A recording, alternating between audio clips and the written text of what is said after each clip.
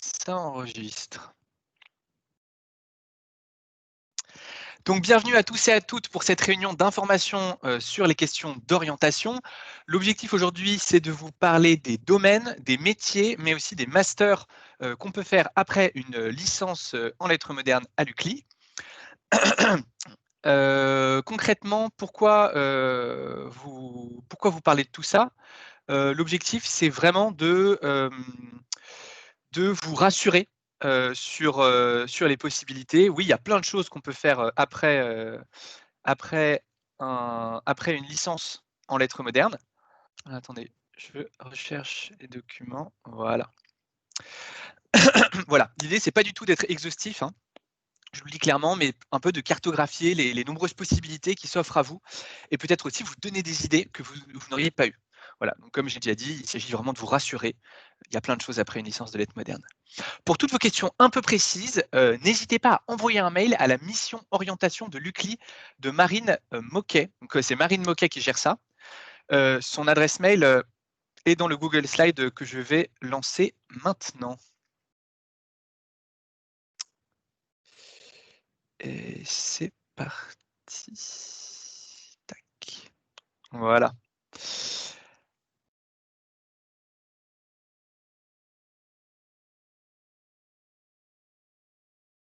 Voilà, donc après, si vous avez des questions un peu précises, je vous invite donc à aller voir la mission orientation. L'idée donc, c'est de traiter à la fois des domaines, des métiers et des masters. Pourquoi parler des domaines? Tout simplement parce que, certes, c'est important pour se projeter d'essayer d'imaginer quel métier on aura dans 5, 10 ou 20 ans. Il n'empêche que, une fois qu'on est, dans un certain domaine justement, c'est là qu'on va en fait peu à peu se spécialiser, trouver un peu sa voie et en ayant différentes expériences. C'est pour ça que finalement, la chose la plus importante, même si vous trouvez un métier qui vous fait rêver, allez-y, hein, mais la chose la plus importante, c'est avant tout peut-être de délimiter un peu le domaine qui vous intéresserait ou qui vous pose question. Voilà. Les domaines, sont, donc j'en ai répertorié, 5 ou 6. Le premier, c'est évidemment celui, de la culture, des arts et du spectacle. Heu, L'idée, c'est que dans le monde culturel, en fait, il y a 2 grands types de métiers que vous pouvez faire après une licence de lettres modernes, après une autre formation. Soit vous êtes du côté de la valorisation de la culture, avec par exemple, tous les métiers, justement des attachés de presse, des agents, toutes ces entreprises qui font que la culture, est transmise, le médiateur culturel. Ou alors vous pouvez être du côté de la transmission de la culture. Pardon, de la production de la culture, excusez-moi. Soit vous êtes du côté de la valorisation, soit vous êtes du côté de la production de la culture. Heu, les caractéristiques de ce domaine, c'est les suivantes.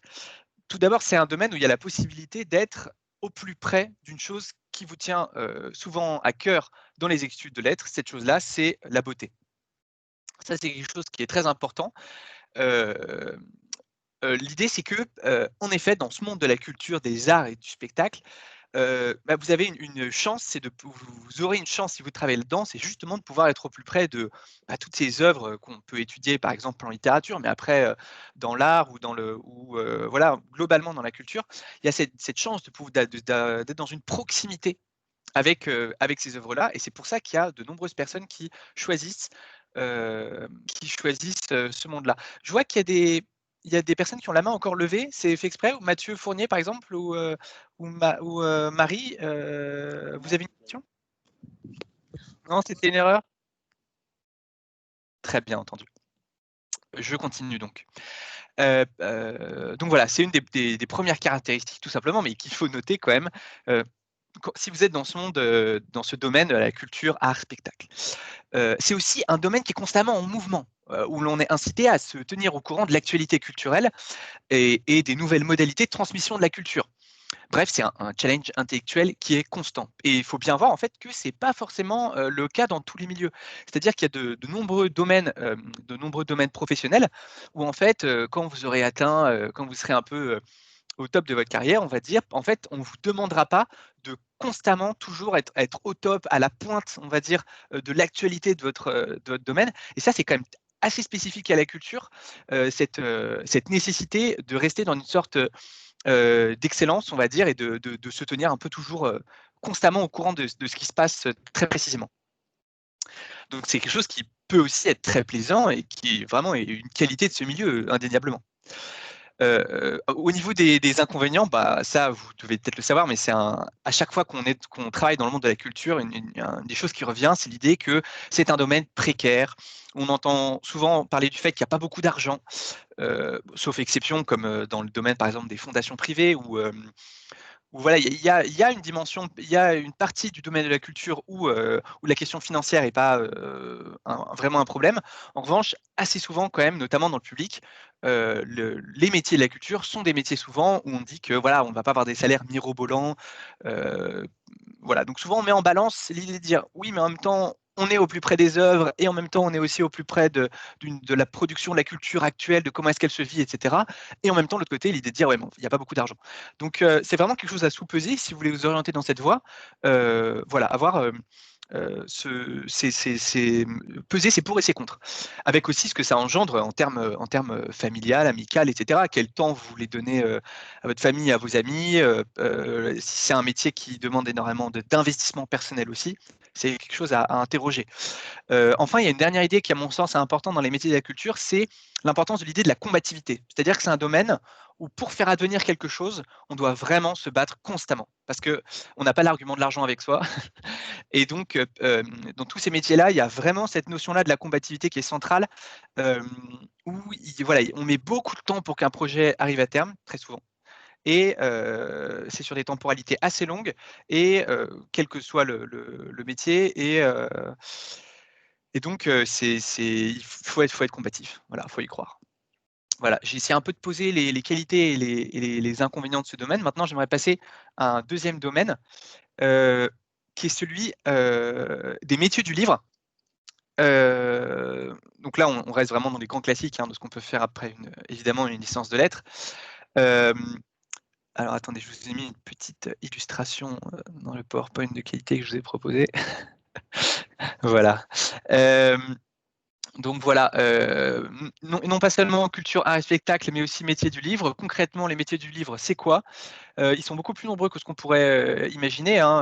Il y a évidemment, euh, bon, j'en parlerai plus tard. Je parlerai plus tard des métiers précisément. Là, l'idée, c'est d'abord de rester sur le domaine. En fait, l'idée, c'est quand même, c'est un domaine qui fait partie du domaine du monde de la culture, avec les mêmes avantages et inconvénients. Mais je l'aborde à part tout simplement parce qu'il recrute particulièrement chez les littéraires comme vous. Les caractéristiques de ce domaine, donc, c'est les mêmes que pour art, culture et spectacle, avec en plus une petite spécificité actuellement, c'est que c'est un domaine qui quand même globalement est en crise. Euh, ce qui signifie que en termes de recrutement, c'est toujours un peu compliqué. C'est un domaine qui, oui, quand on y entre, en tout cas, on a l'impression qu'il y a une certaine précarité, on va dire, des acteurs de ce domaine. Il y a il y a pas mal enfin voilà, c'est assez compliqué le monde du livre, tout simplement avec la question de la numérisation aussi. Mais en même temps, de l'autre côté, vous le savez tout aussi bien que moi, le mot chinois pour dire crise est formé du symbole danger et du symbole opportunité. Et en effet, il y a cette notion d'opportunité aussi dans le monde du livre, avec tout un tas de startups qui se lancent, qui sont assez formidables. Voilà, sur le livre audio, il y a plein de choses à faire. Alors avec bien sûr Amazon et Audible Audible, qui est vraiment l'acteur central, mais il y a plein de choses qui se font sur le livre audio. Sur le livre numérique, il y a tout un tas de choses formidables qui se font. Et il y a plein de choses à inventer. Sur la notion de la promotion du livre dans les métiers du livre, il y a aussi tout un tas de choses à faire. Donc c'est aussi un métier, un domaine, pardon, passionnant, justement parce que c'est un domaine en crise aussi. Donc voilà, à nouveau, il faut les mêmes qualités évidemment de combativité et de cette idée aussi de se tenir constamment au courant, d'être un peu zélé pour se tenir au courant de l'actualité culturelle, voilà, quand on travaille dans les métiers du livre.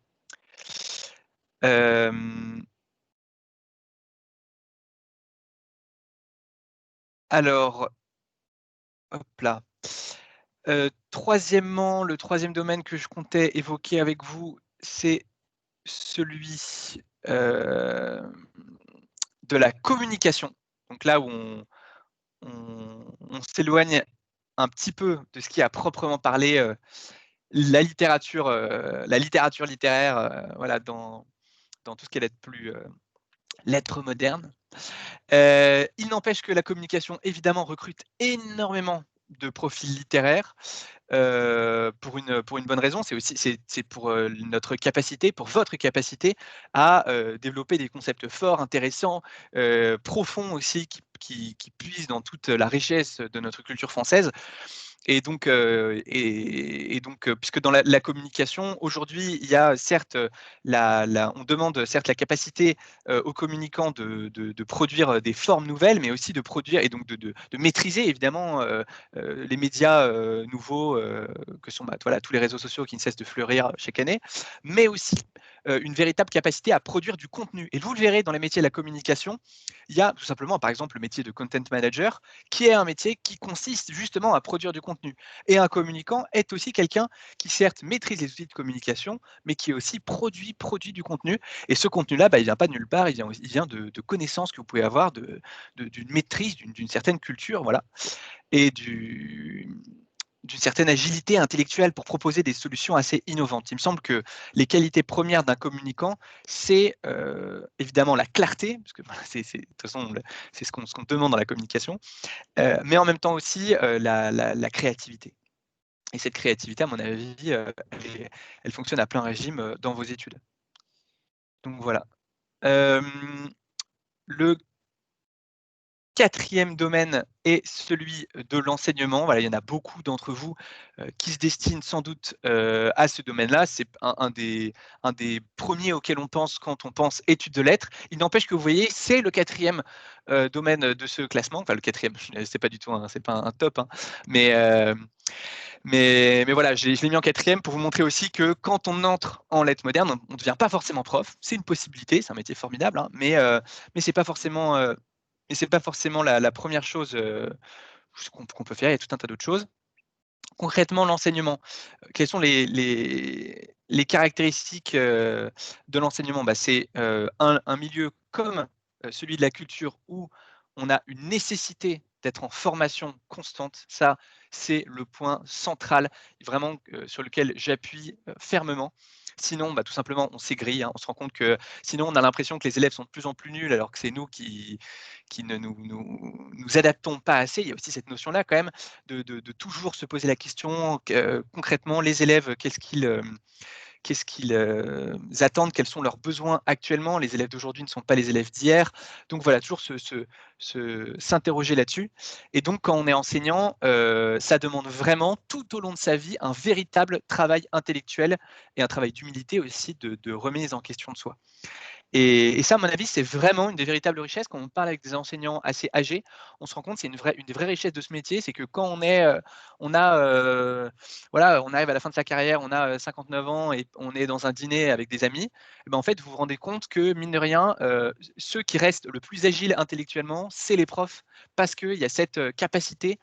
Parce qu'en fait, il y a tout simplement ce travail en fait, de se remettre au niveau des programmes, se remettre au niveau des lectures, des méthodes pédagogiques, etc. Et ça, c'est un vrai plus quand même dans ce métier, qui est pas alors que, il y a tout un tas de métiers où voilà, à partir du moment où on connaît, on peut dire: «C'est bon, ça va pas trop changer, quoi». Hem, ah,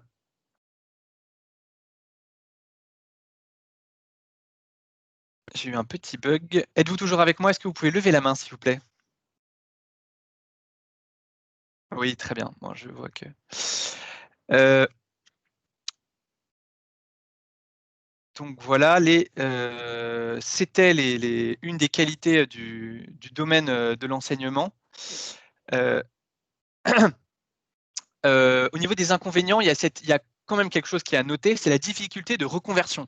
Oui, c'est une inquiétude et c'est une inquiétude qui aujourd'hui est légitime. Quand on est enseignant, il y a quand même c'est assez difficile de changer de métier à 35 ans quand on est prof depuis une quinzaine d'années, hein. Donc, c'est quelque chose qui est important, d'où l'importance de faire des stages en amont ou de bien discerner en tout cas, pour pas se rendre pour éviter de se rendre compte trop tard qu'en fait, par exemple, on n'aime pas ça ou voilà, on n'est pas fait pour ce job. Donc étant donné qu'il y a cette difficulté, pour se reconvertir, c'est vraiment important de bien discerner en amont.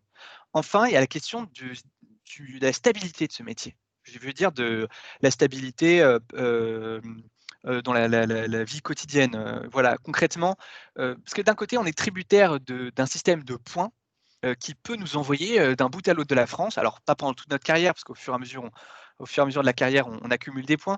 Il n'empêche que, pendant un certain moment, on peut être envoyé d'un bout à l'autre de la France et donc, bah, c'est un métier qui au début, en tout cas, peut être vraiment très compliqué et peut nous mettre dans une situation assez instable. De l'autre côté, on a évidemment, tout un tas de vacances qu'on n'a pas forcément dans d'autres métiers et qui permettent, par exemple, une certaine stabilité, familiale qui peut être assez agréable pour le coup par rapport à d'autres métiers. Voilà, avec avoir tout simplement du temps, par exemple, si on veut des enfants, ou une certaine vie familiale, et ben, ça peut être vraiment beaucoup plus pratique avec ces métiers de l'enseignement.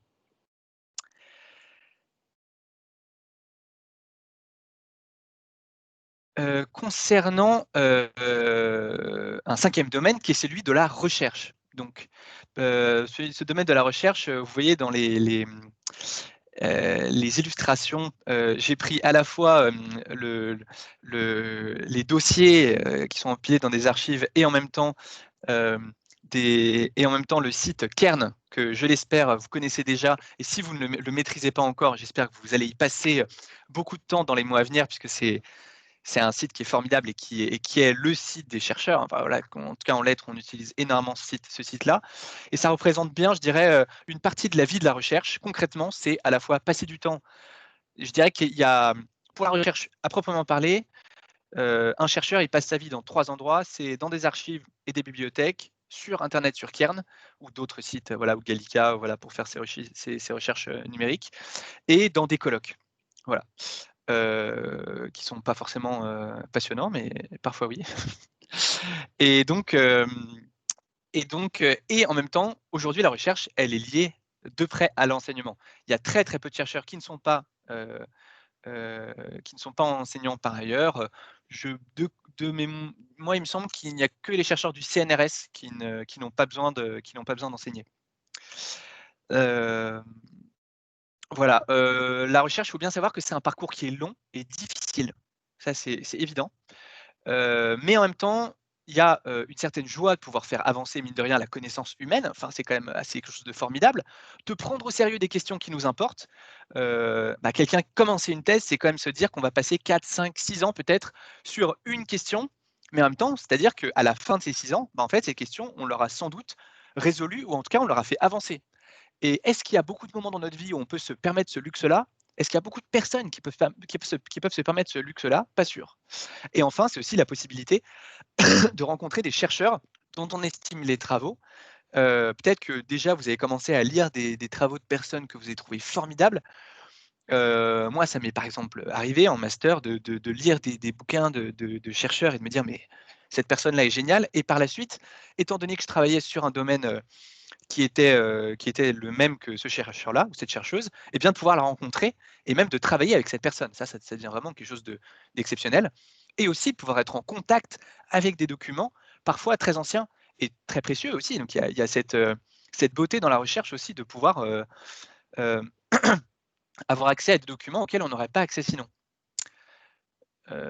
Je reviens juste en visio pour vous raconter une anecdote justement sur la question de la recherche que je trouve, intéressante. Enfin justement sur cette émotion du document. Hem, c'est très récemment que j'ai commencé à faire de la recherche sur des documents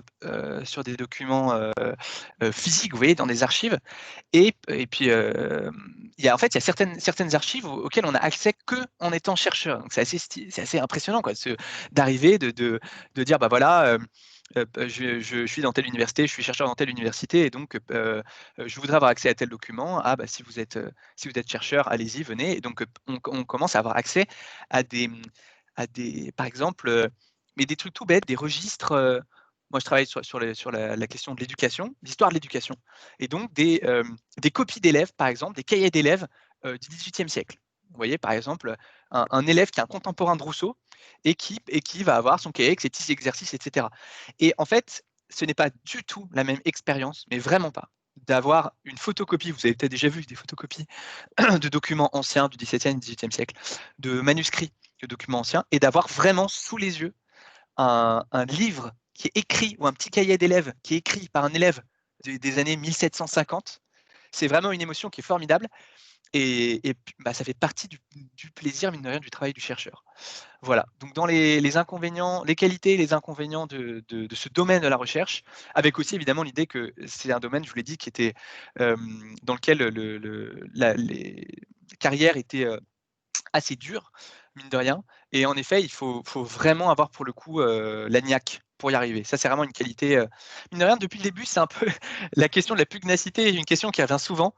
Oui, c'est sûr que dans le domaine de la recherche, non, pardon, dans le domaine des lettres et de la culture en général, donc finalement un peu les domaines que j'ai évoqués depuis le début, à part communication, la question de la pugnacité est une question vraiment centrale. Donc, voilà. Je reviens à mon petit PowerPoint sur les deux différents domaines. Après recherche, il y a aussi évidemment toutes les questions de... Il y a plein de possibilités dans le management et les administrations. L'idée, c'est vraiment de vous dire à nouveau, c'est pas parce que vous êtes en lettres que vous n'avez pas la possibilité de faire tout un tas de métiers qui en fait ne relèvent plus vraiment des lettres à un moment, mais vous avez ces qualités qui sont demandées en fait dans ces métiers-là, les qualités de communication, les qualités d'écriture, d'expression. Mine de rien, en fait, c'est tout simplement des qualités de clarté aussi, qui sont des qualités qui sont demandées aujourd'hui dans le monde du travail et qui manquent cruellement. Moi, je le vois tous les jours dans les différentes activités que je peux avoir professionnelles par ailleurs, en entreprise. On reçoit constamment des mails qui sont pas clairs en fait. Mais en fait, c'est une véritable perte de temps.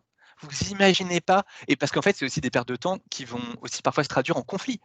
Un mail mal écrit ou une présentation globale d'un problème ou d'une réflexion qui est peu claire, en fait, ça ralentit l'entreprise.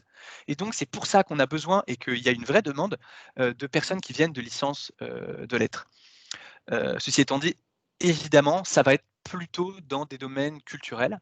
Néanmoins, il y a tout un tas d'exemples et vous allez en rencontrer sans doute par la suite, puisque l'idée après, dans les semaines à venir, c'est de vous faire rencontrer des personnes qui ont été à l'UCLI en lettres comme vous et qui maintenant sont dans le monde professionnel. Et vous allez voir qu'il y a des parcours en fait qui sont complètement éloignés de ces milieux-là, même de la culture parfois. Donc, si vous vous rendez compte au bout de 3 ans qu'en fait c'est pas du tout votre truc, ou en tout cas que vous avez peut-être ce n'est plus votre truc, eh bien ça peut être l'occasion de réfléchir à d'autres parcours. Les métiers donc. Alors, concernant les métiers, je vous invite à aller sur le test de l'étudiant.fr où vous avez voilà, un test avec qui vous propose tout un tas de métiers avec des fiches de métiers pour vous permettre, je dirais, de vous projeter. L'idée vraiment, je vous l'ai dit au début de cette réunion, mais ça me semble très important, vous allez voir, on ne s'oriente pas en fait vers un métier, mais plutôt vers un domaine, vers des choses qui nous plaisent. Souvent, sauf cas exceptionnel, le, le métier lui-même, d'autant que c'est plus comme avant où on fait le même métier pendant 30 ans. On change beaucoup de métiers au fil de sa vie. Et donc, le plus important, c'est de créer un parcours cohérent. Et donc, ces fiches de métier que vous pourrez trouver sur l'étudiant.fr, leur objectif, c'est avant tout de vous donner envie, de vous rassurer aussi sur le fait que vous avez beaucoup de possibilités. Donc, dans le monde de la culture, des arts et du spectacle, alors évidemment, vous avez chef de projet événementiel, hein, l'idée de pouvoir diriger, de mettre en place des événements, de gérer des équipes. Donc concrètement, un chef de projet événementiel, il passe ses journées en réunion avec des créatifs, les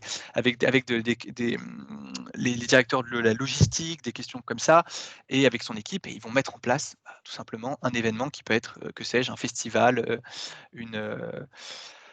par exemple un festival, voilà, un concert. Voilà. L'attaché de presse dont l'objectif est dont le travail est de valoriser le travail d'un artiste auprès de la presse. Donc concrètement, un attaché de presse, qu'est-ce qu'il fait? En fait, il va passer ses journées à faire des topos sur des artistes et sur leurs actualités, et à envoyer ces actualités aux différents médias, tout simplement. Donc il va contacter des médias en tout genre, des influenceurs, la radio, la télé, la presse écrite, et il va essayer de faire valoir, hem, le travail, de ces artistes ou de ces créateurs. artiste, tout simplement. Je l'avais dit, dans le monde de la culture, des arts et du spectacle, il y a la dimension de la valorisation, de la transmission, de la médiation vis-à-vis de la culture, et il y a la question de la production de la culture. Ne vous interdisez pas la possibilité de vous dire, bah moi j'ai une patte, j'ai une identité visuelle, sonore, au niveau de mon écriture, je veux la valoriser, je veux la faire partager au monde, et de vous dire, bah voilà, moi je veux me lancer dans une carrière artistique. C'est une possibilité. Aujourd'hui en France, on peut vivre de ça, avec des bourses, avec des résidences de création, et cetera. Je ne dis pas que c'est facile. Je ne dis pas que c'est une vie de tout repos avec une grande stabilité professionnelle. Non, non, pas du tout. C'est souvent un monde précaire, un peu compliqué, où, je redis le mot, où la combativité, votre pugnacité va être mise à rude épreuve. Il n'empêche qu'aujourd'hui en France, c'est vraiment possible. Je dirais que l'important, bah, c'est un peu ce que tout le monde vous dira, c'est au début peut-être d'avoir une porte de sortie aussi, puisque dans ce cas-là, la question de la reconversion, bah, elle est compliquée derrière, hein, si vous vous rendez compte que ça ne fonctionne pas. Donc l'idée peut-être de se prévoir une porte de sortie, d'où l'intérêt d'avoir par exemple une licence de lettres. Euh, L'idée, quand on veut se lancer dans une carrière artistique, la chose la plus importante que tout le monde vous dira et que je vous répète, résultat, c'est la question du réseau. Évidemment, on n'est pas artiste tout seul, on est artiste parce qu'on est dans un réseau d'artistes, qu'on rencontre des gens, qu'on est très très ouvert aux opportunités. Voilà. Et de l'autre côté, l'autre chose importante à mon sens sur la question de la production artistique, c'est le fait de savoir dire non. Qu'est-ce que j'entends par là? C'est l'idée de dire que, comme d'ailleurs dans toutes les autres carrières, pardon, l'idée c'est de se créer une cohérence dans son parcours et de pouvoir valoriser cette cohérence. Si vous dites oui à tout, il n'y aura pas de cohérence. Voilà. Et c'est quelque chose d'important d'essayer de trouver ce juste milieu entre saisir les opportunités et garder une certaine cohérence. Évidemment, les métiers de conservateur du patrimoine, qui sont des métiers formidables, qui sont des métiers voilà, en lien avec la culture, et vous verrez qu'il y a des possibilités de master après la licence de lettres pour ça. Le métier de médiateur ou médiatrice culturelle, le métier de chargé de mécénat ou de partenariat. L'idée ici, à nouveau, c'est de valoriser, les productions culturelles ou leur conservation. Le problème, c'est que ça se conserve, ça se valorise évidemment avec de l'argent, et l'argent, quand il n'est pas public, il est privé. Et donc, pour ça, on a besoin de personnes qui vont entrer en contact avec des institutions ou avec des mécènes pour pouvoir justement financer la culture. Et ça, qui mieux qu'une personne en licence de lettres qui a la capacité à la fois cette capacité de clarté, de synthèse, et en même temps cette capacité de connaître tout simplement le monde culturel, qui mieux qu'une personne en licence de lettres pour pouvoir défendre ça. Alors, la question de traducteur, traductrice, je l'ai mis dans culture, art, spectacle, parce qu'en fait, finalement, c'est un domaine un peu à part, ça devrait être un domaine un peu à part entière, donc je l'ai mis là.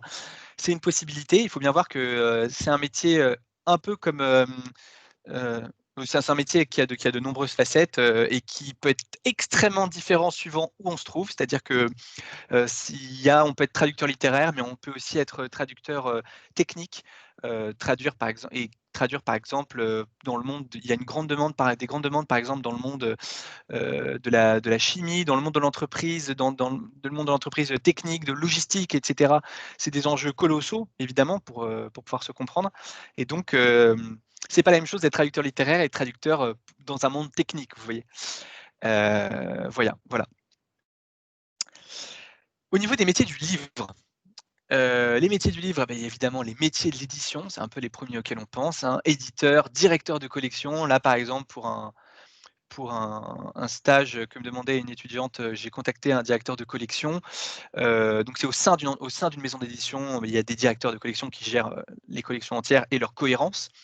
L'attaché de presse qu'on retrouve, l'attaché de presse qui peut travailler au sein de l'entreprise d'édition ou alors dans une agence de presse. Il faut bien savoir que les entreprises d'édition ne peuvent pas tout le temps valoriser elles-mêmes le travail de leurs auteurs. Et donc, elles font parfois appel à des agences de presse qui en fait sont des entreprises d'attachés de presse, voilà, et qui vont, voilà, à longueur de journée appeler, comme je l'ai dit tout à l'heure, les médias, quels qu'ils soient, et les influenceurs de plus en plus pour pouvoir valoriser, à travers des campagnes de communication, pouvoir valoriser les productions de ces artistes-là. Évidemment, dans les métiers du livre, on compte bibliothécaire, mais aussi archiviste, libraire, documentaliste. Vous allez voir à chaque fois un peu comment est-ce qu'on y arrive à travers après la troisième partie qui concerne les masters. Alors, la communication, je me rends compte en arrivant à la partie communication que je suis passé très vite sur le domaine de la communication, donc j'en profite pour faire un petit retour dessus. Je disais que l'idée, c'était d'être créatif. Oui, évidemment. Il faut bien voir que dans la vie du communicant va être très différente suivant le type de structure que l'on choisit. Hein. Si on est dans une entreprise de communication, si on est en freelance, si on est en interne dans une entreprise, eh ben en fait, ça va pas du tout être la même chose. Parce que si on est en interne, par exemple, la Lucli, si vous êtes communicant à Lucli, eh ben en fait, vous allez avoir, on va dire que l'ambiance de travail, etc., va être celle de Lucli. Si vous êtes en freelance, vous allez avoir les problématiques du freelance qui sont très très spécifiques. Freelance, c'est indépendant, hein, qui sont très très spécifiques et vous allez devoir apprendre à vous battre tout seul, à aussi construire un réseau aussi, à construire une clientèle, etc. C'est très très spécifique. Ou encore travailler dans une entreprise de communication, ça aussi c'est spécificité. Et là, pour le coup, c'est un univers qui est assez spécial. Voilà, l'univers de la communication dans les entreprises de communication, ça peut ressembler aux univers, par exemple, pour ceux qui ont été en école de commerce ou qui connaissent des gens qui sont en école de commerce, c'est un peu ce genre de monde-là. Voilà voilà. Que dire d'autre? Les caractéristiques du domaine de la communication d'en voir les métiers.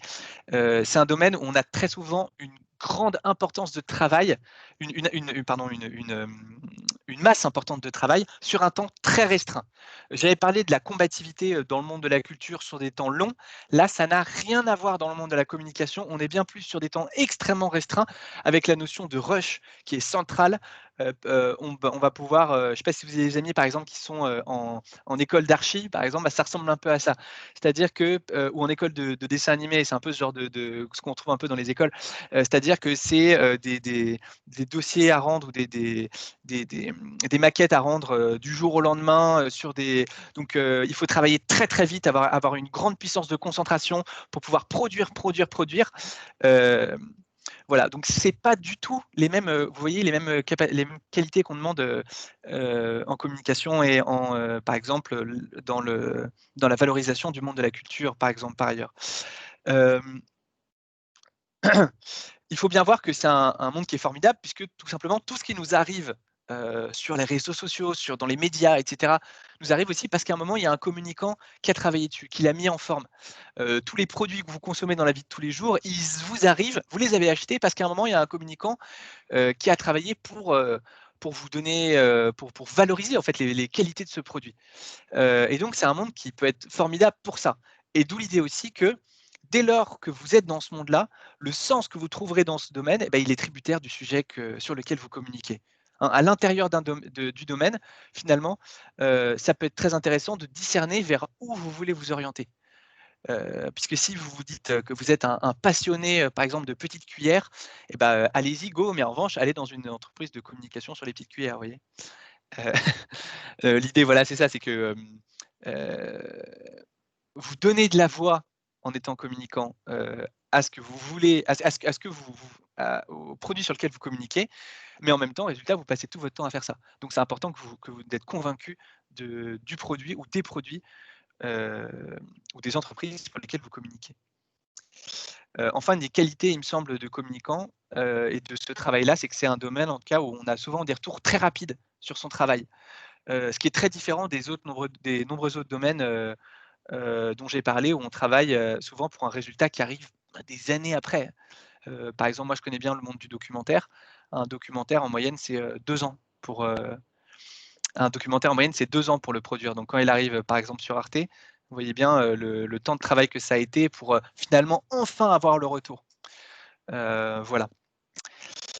Que signifie freelance indépendant? Ah oui, voilà, très bien, la réponse a été faite. Merci Gaël. Alors, je vous le dis tout de suite, je suis désolé, en effet, je parle très vite, mais c'est parce qu'il y a beaucoup de choses à dire. L'idée, je pense que c'est que derrière, que vous retrouviez un peu vous reveniez sur sur le PowerPoint pour vous refaire un peu la réunion, pour réfléchir à vous, ce qui vous a intéressé. Donc voilà, les métiers du livre sont les suivants. La communication, eh ben, je n'ai pas. Les métiers de la communication, bon, il y a évidemment journaliste, alors je l'ai mis dans les métiers de la communication, c'est un peu comme traducteur parce que voilà, c'est un métier, c'est un domaine à part. Mais bon, pour pas multiplier les domaines, je l'ai mis là-dedans. Chargé de communication, évidemment, qui est un peu le métier central, on va dire, dans la communication. Community manager, donc ceux qui sur internet, on appelle ça plus rapidement un CM, évidemment. Et le community manager, bah, son travail, ça va être de valoriser, de gérer une communauté sur internet, avec parfois, ça dépend des entreprises, avec parfois une petite touche de gestion de crise. C'est-à-dire, par exemple, une entreprise qui va avoir un bad buzz sur un de ses produits, c'est le community manager en général qui va devoir gérer sur les réseaux sociaux le bad buzz. C'est un travail donc, je parlais justement de la question du rush en communication. On retrouve un petit peu cette idée-là, même si là, il est quand même community manager, c'est surtout des process sur le long terme avec des campagnes de communication, etc. C'est sur une temporalité un peu plus longue. Ça alterne, on va dire, entre rush sur des crises et temporalité un peu plus longue. Alors attendez, j'essaie de retrouver ce que j'avais écrit pour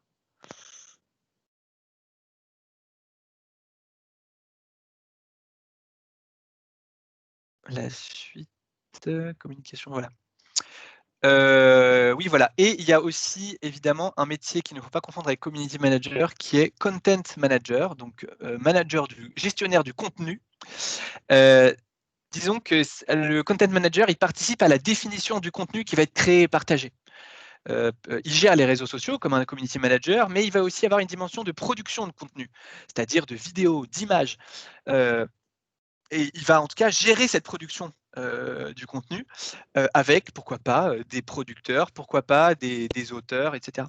Disons qu'il est à mi-chemin entre la fonction de community manager et celle de responsable éditorial.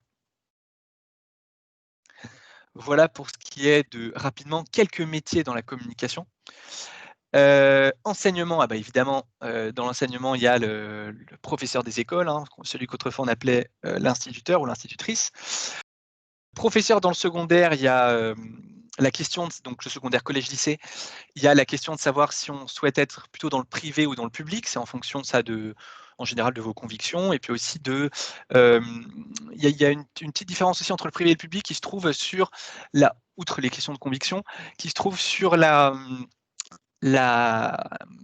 gestion entre national et régional, c'est-à-dire que le public est géré nationalement, la répartition des professeurs dans le public est gérée nationalement, tandis que la répartition des professeurs dans le privé, dans le secondaire, est gérée tout de suite régionalement, si je ne m'abuse. Et en tout cas, ce qui est sûr, c'est que dans le privé, c'est le directeur de l'école qui embauche directement ses professeurs.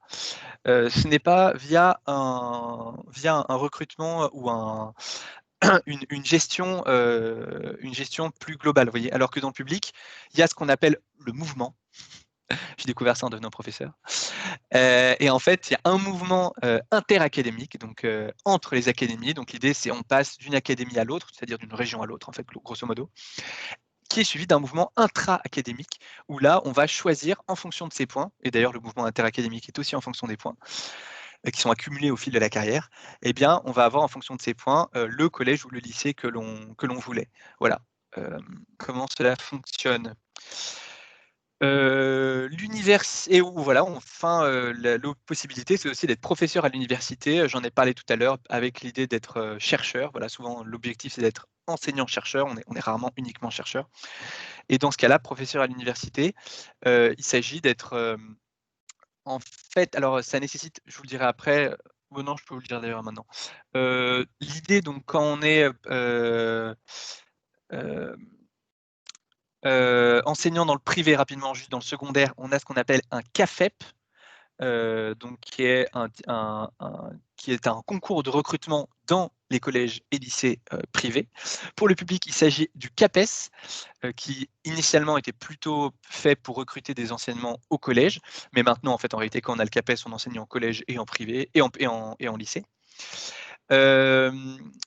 Pour ce qui est plutôt du lycée, spécifiquement du lycée, de la prépa et de l'université, concours qui s'appelle l'agrégation, qui est un concours qui est, attention, spécifiquement public. C'est-à-dire que quand vous êtes agrégé, vous ne pouvez pas, sauf cas exceptionnel, être enseignant dans le privé. Pourquoi cas exceptionnel? L'idée, c'est que si vous avez passé votre CAFEP, donc le concours pour être enseignant dans le privé, et que 2 ans plus tard, vous vous dites: «Ah, mais en fait, je veux passer l'agrégation», et ben en fait, par la suite, vous pouvez faire valoir le fait que vous avez été enseignant dans le privé pour être renvoyé dans le privé, une fois que vous êtes agrégé. Voilà, c'est des petites manipulations, mais voilà, pour vous faire un peu part de concrètement, quels sont les différents concours pour accéder à quel poste. Donc pour résumer, professeur dans le secondaire, privé, CAFEP, professeur dans le secondaire public, CAPES, ou agrégation, et professeur à l'université, il faut au minimum l'agrégation, mais il faut aussi un doctorat, qui est, qu'on obtient à la suite d'un master 1 et un master de recherche, et surtout à la suite d'une thèse, et c'est là, à la suite d'une thèse, qu'on a un doctorat, et la thèse peut durer entre, en général, une thèse en lettres, c'est entre 4 et 6 ans. Voilà. Ensuite, concernant les métiers. Dans la recherche, évidemment, le métier est celui d'enseignant-chercheur, et j'en ai déjà parlé. Et l'administration, pour ce qui est administration et management, il y a tout un tas de métiers. Il faut dire que là, pour la préparation de ce topo-là, je me suis pas énormément penché sur ces métiers-là. Il y a la question, par exemple, d'administrateur d'institutions culturelles, mais je vous l'avais dit tout à l'heure, en management, il y a tout un tas de métiers possibles que vous pouvez avoir après des masters un peu spécifiques. Concernant les masters maintenant, je vous invite, si vous êtes curieux pour chercher des masters, il y a tout un tas de masters en France. Vous pouvez les trouver en tapant les mots-clés qui vous intéressent dans trouvermonmaster.gouv.fr. Pour ma part, l'idée, c'était de vous montrer, en fait, alors pas seulement des masters, mais d'autres formations aussi. Là, ça intéresserait surtout, je pense, les licences 3. Voilà, pour voir ce qui peut se faire après une licence. Donc à court terme, voilà, les licences 3 là qui s'inquiètent, qu'est-ce qui est possible? Vous allez voir, il y a plein de possibilités. L'idée aussi, c'est les licences 3, si vous avez d'autres questions, n'hésitez pas à prendre rendez-vous avec moi pour qu'on parle ensemble de vos possibilités concrètes, de façon un peu plus personnalisée. Les masters, donc, pour ce qui est culture, art et spectacle, alors, j'ai trouvé plein de masters qui apparemment sont formidables. Il y en a un à Troyes qui est un master patrimoine et musée. À Bordeaux, il y a le master ingénierie de projets culturels et interculturels qui apparemment est vraiment super. Le master aussi diffusion de la culture à Grenoble-Alpes, dont j'ai entendu beaucoup de bien, par Dominique Vinet, si vous voulez savoir. Le master civilisation, culture et société de Nantes, euh, qui est dans la faculté des langues et cultures étrangères. Et pour ce qui est de la traduction, il y a évidemment des écoles de traduction. Les plus fameuses sont l'ISIT et l'ESIT. Mais il y a aussi les masters publics de traduction, donc qui sont presque gratuits, en tout cas qui sont beaucoup moins chers que des écoles. Pour ça, par exemple, il y a un master à Lyon 2, qui est un master de traduction et d'interprétation, qui est un master très sélectif, mais qui a l'avantage d'être extrêmement professionnalisant, ce qui pour un master de traduction est quand même assez positif, puisque c'est un peu la question souvent des écoles de traduction et des masters. La question qu'il faut vraiment poser, c'est celle de la professionnalisation, hein, pour le coup. Dans les métiers du livre, tout un tas de choses aussi. L'école des chartes, donc qui est un peu une école d'excellence, qui recrute voilà, des profils assez, comment dire, qui ont d'excellents résultats, propose un master en patrimoine numérique. Je vous invite à aller voir sur leur site à quoi ça correspond. Il y a Évidemment, les concours de l'administration publique, je pense par exemple au concours de bibliothécaire, qui se prépare souvent, c'est pour ça que je dis préparation au concours de bibliothécaire. L'idée souvent, c'est de le préparer puisque il a lieu l'inscription a lieu, je crois, en novembre et les épreuves écrites ont lieu en février. Donc voilà. Il y a aussi évidemment j'en parle là parce que par exemple, c'est des choses qui existent. Une licence 3 pro, c'est une année de licence en fait qui a l'intérêt d'être professionnalisante. Donc l'intérêt de vous mettre tout de suite sur le marché du travail juste après. Il y en a une par exemple à Toulouse qui est donc édition, technique rédactionnelle et développement numérique. L'idée, c'est vraiment, je vous le répète, hein, c'est pas du tout d'être exhaustif, très très très très loin de là. C'est de piocher à droite à gauche pour vous montrer éventuellement quelques formations qui pourraient éventuellement vous intéresser et vous donner des idées surtout, hein. Enfin, le CAPES de documentaliste, donc qui vous permet d'être après documentaliste en collège-lycée, pour voilà, aiguiller les élèves, gérer des commandes, gérer des bibliothèques de collège-lycée et gérer voilà, tout un tas de documentation et c'est savoir aussi alors dans documentaliste, en plus, il me semble que dans la charge du documentaliste, il y a aussi l'orientation, je crois. Je ne suis pas certain. Ça, c'est juste de mémoire. Communication maintenant. Alors, communication, évidemment, il y a 1000 écoles privées de communication, je vous en ai mis qu'une.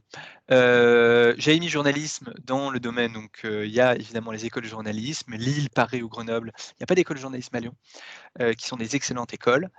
Le master, concernant la communication, il y a un master qui m'a été chaudement recommandé, qui est Master Culture et Communication à Avignon. Et aussi, évidemment, un autre master qui m'a aussi été chaudement recommandé, qui est le Master Culture et Communication de Lille. Pour ce qui est de l'enseignement, j'en ai parlé tout à l'heure. Donc, l'idée, c'est pour passer le CAPES ou le CAFEP, il s'agit d'avoir un master MEF en lettres modernes, donc, que vous pouvez passer par exemple à l'UCLI, mais aussi à Lyon 2 ou à Lyon 3 ou dans toutes les grandes villes de France. Il y a beaucoup de facultés qui proposent les Master MEF. Pour le premier degré, il s'agit pour devenir professeur des écoles, c'est un Master MEF premier degré, et pour le second degré, c'est donc un Master MEF second degré. Pour l'enseignement, vous pouvez aussi passer un Master recherche à Lyon 2, Lyon 3 ou dans toute autre ville de France et de Navarre, enfin surtout de France.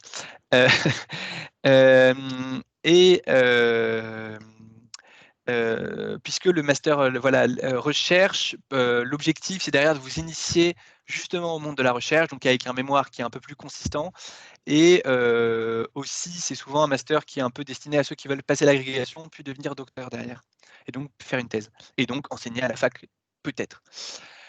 Sinon, pour ceux ou celles qui s'intéressent beaucoup aux questions d'éducation à proprement parler, il y a apparemment un master à Poitiers qui est assez formidable, master IME, ingénierie, médiation, e-éducation.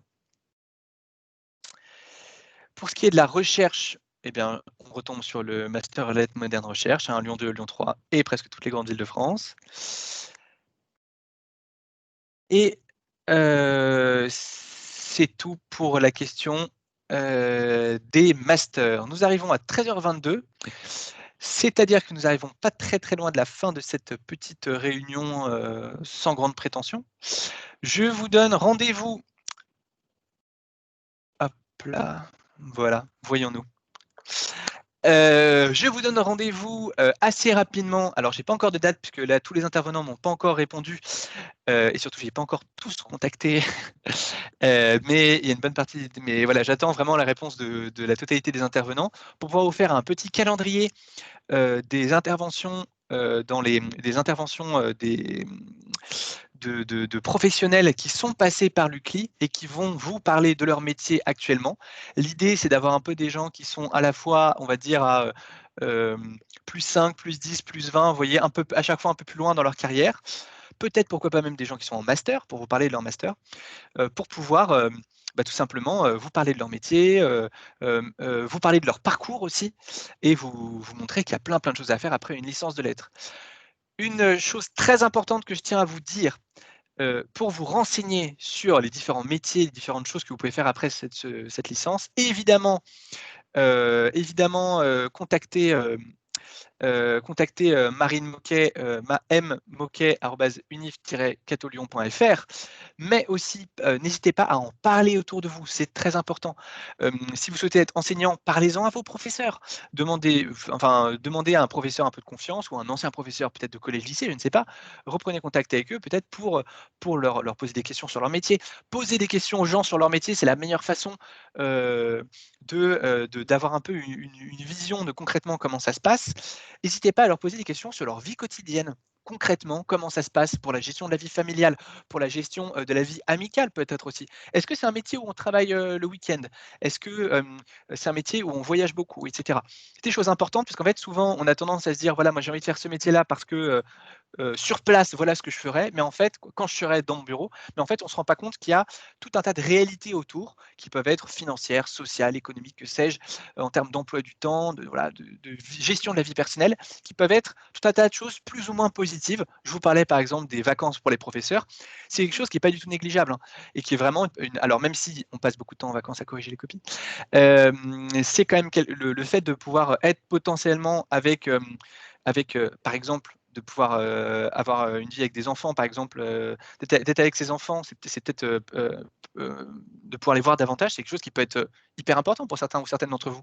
Pour d'autres, par exemple, ça peut être pas du tout important. Et donc, dans ce cas-là, eh ben, ça ne sera pas du tout un point positif du métier de professeur. Vous voyez, c'est important de peser les pour et les contre. Une dernière chose aussi pour les masters. Au revoir, Mathieu.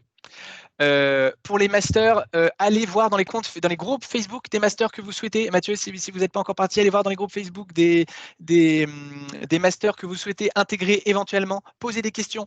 Bonjour, je suis étudiant en licence de lettres modernes, je souhaiterais intégrer votre master. Est-ce que les professeurs sont intéressants? Est-ce que ce qui est vanté sur le site est vrai? Est-ce que vous avez l'impression que, par exemple, qu'il y a des vraies opportunités professionnelles derrière? Vous voyez? Est-ce qu'il y a vraiment des stages? Où sont faits les stages? Est-ce que ce sont des stages rémunérés? Tout un tas de choses qui peuvent être intéressantes pour vous. N'hésitez pas à aller voir ces comptes Facebook, ces groupes Facebook. Ils peuvent être vraiment pratiques, puisqu'en fait, vous avez comme ça la vie des étudiants qui seront, à mon avis, ravis de vous parler de leur vie quotidienne. Voilà. Eh bien, au revoir, Pauline. Merci beaucoup d'avoir suivi cette réunion. On a 5 minutes. Est-ce que vous avez des questions par écrit comme ça voilà, rapidement. Très, très rapidement. Hein, juste, je vois que Sophie Ogad a levé la main. Je ne sais pas si. Bonjour. Bonjour Sophie. Oui, j'ai juste une petite question. Je voulais savoir si par hasard, vous saviez s'il y avait des dates butoirs pour s'inscrire en master ou des candidatures à faire? Oui, tout est sur le site de chaque master en question. Chaque master a un processus de recrutement spécifique. Au revoir Inas. Je vous en prie, Émilie, au revoir. J'ai vraiment l'impression d'être désolé. J'ai l'impression d'être sur Twitch et de féliciter les gens qui souscrivent. Oui, donc chaque master a des processus d'admission spécifiques et il faut aller voir sur les sites à chaque fois. Je voulais dire autre chose, c'est très important en effet. Non mais voilà, parfois il s'agit juste d'un dossier avec un relevé de notes, parfois il s'agit d'un dossier avec une lettre de motivation, parfois vous allez avoir un petit concours à passer, vous voyez. Donc renseignez-vous bien. Moi, ce que je ferai à votre place, c'est que j'irai voir chaque site à chaque fois de ce qui m'intéresse. Je ferai un petit dossier sur Google Docs ou sur un petit dossier Word, quoi, avec une liste, tac, tac, tac, tac, avec à chaque fois l'adresse mail où envoyer le dossier, etc. Avec même un calendrier rétroactif, vous voyez, un rétro-planning.